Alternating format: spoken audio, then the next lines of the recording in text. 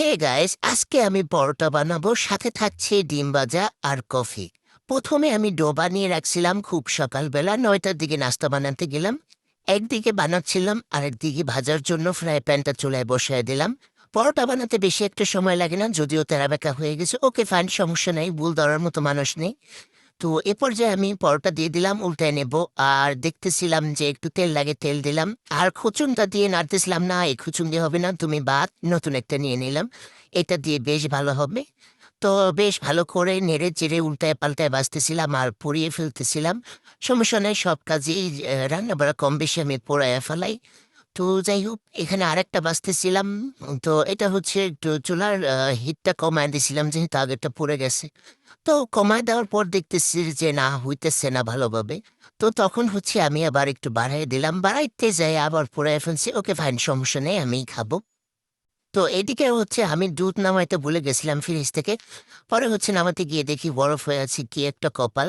তো দুধ ভিজিয়ে রাইখা আসিয়া দেখি যে আমার পরোটা পুড়ে গেছে।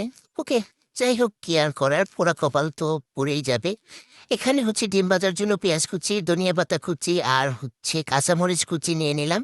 তো এটা লবণ দিয়ে মাখায় নিলাম, যেহেতু দুইটা ডিম আলাদা করে ভাজবো তাই হচ্ছে হাফ হাফ করে নিলাম পেঁয়াজ।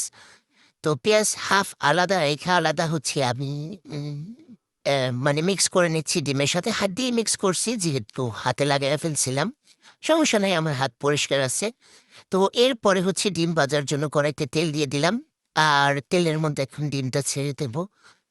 যাই হোক, তেলটা বেশি একটা গরম হয়েছিল না, পরে চুলার আগুনটা বাড়ায় দিলাম। এরপরে সুন্দরভাবে হয়ে গেছে। ওই যে আবার পোড়ায় ফেলছি, মানে কি বুঝছেন? মানে হচ্ছে আমার যে পোড়া কপাল না, সেটা হচ্ছে আমার কাজের মাধ্যমে ফুটে ওঠে। তো সমস্যা নেই, পোড়াটা আমিই খাবো। আর এই পোড়া কপাল নিয়ে বাঁচতে হবে, কিছু করার নেই। তো এখানে ডিম উল্টাইতে গিয়ে দেখি যে ডিম দুইটা হয়ে গেছে। তো সমস্যা নেই, আরো ভালো। তো এটা হচ্ছে না পোড়ার জন্য বাঁচতেছিলাম, তাও একটু হালকা হালকা দাগ লেগে গেছে। তো যাই হোক, এখানে হচ্ছে দুধটা চুলায় বসিয়ে দিয়েছিলাম, দুধটা প্রায় বলক চলে আসছে। আমি একটু কফি বানাবো। আর এটা একটু হালকা বিট করব, বেশি একটা বিট করব না, যেহেতু বেশি বিট করলে সবসময় ভালো লাগে না। ক্যাপাচিনো করে খাইতে হলে সেটা হচ্ছে আলাদা সময় নিয়ে খাইতে হয়। তো আমি হালকা একটু বিট করে নিলাম। আর এখানে দুধটা দিয়ে দিলাম গরম গরম। হয়ে গেছে আমার কফি বানানো, মানে অল্প চিনি দিছি, আমি বেশি একটা চিনি খাই না মিষ্টি।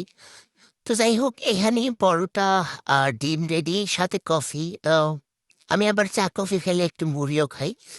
তো এখানে পরোটাটা সুন্দর দেখানোর জন্য হচ্ছে আমি উল্টায় দিলাম, ও মা উল্টায় দেখি যে ওদিকে পোড়া দাগ দেখা যায়। তো কি আর করার, এখানে কফি রেডি আর ডিম, নাস্তা সব কিছুই রেডি। এখন খাওয়ার সময় আমি খেয়ে নেব। আর আপনাদের কাছে আমার ভিডিও ভালো লাগলে অবশ্যই আমাকে সাপোর্ট করবেন নতুন ইউজার হিসেবে।